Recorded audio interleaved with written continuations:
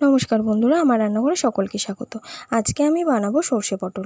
দেখুন আমি গোটা গোটা পটল কেটে নিয়েছি, আর পটলের গাগুলো কিন্তু একটু চিড়ে দিয়ে দিচ্ছিলাম, যাতে সমস্ত তেল মশলাগুলো পটলের ভিতরে ঢুকে যায়।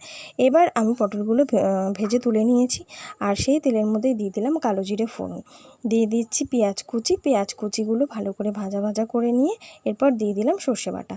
সর্ষে বাটাটা দেওয়ার পরে একটুখানি কষিয়ে নিয়ে এখন দিয়ে দিচ্ছি হলুদ গুঁড়ো, পরিমাণ মতো নুন আর স্বাদ মতো চিনি। এবার ভালো করে কষিয়ে নিয়ে আমি এখন দিয়ে দেবো ভেজে রাখা পটলগুলো দেওয়ার পরে দেখুন আমি একটুখানি আরেকটু ভালো করে কষিয়ে নিলাম। এখন তেল ছেড়ে দিয়েছে, তার মানে আমার কিন্তু কষানোটা হয়ে গেছে।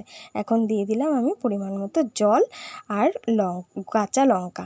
এবার দেখুন এরপর দিয়ে দেবো আমি কাঁচা সর্ষের তেল। এই কাঁচা লঙ্কা সর্ষের তেলেই কিন্তু সর্ষে বাটার আসল টেস্ট নিয়ে আসে। তো বন্ধুরা, আমার কিন্তু রেসিপিটা হয়ে গেছে। কেমন লাগলো একটু জানাবেন প্লিজ কমেন্ট করে, আর ভালো লাগলে আমার চ্যানেলটি সাবস্ক্রাইব করে আমার পাশে থাকবেন।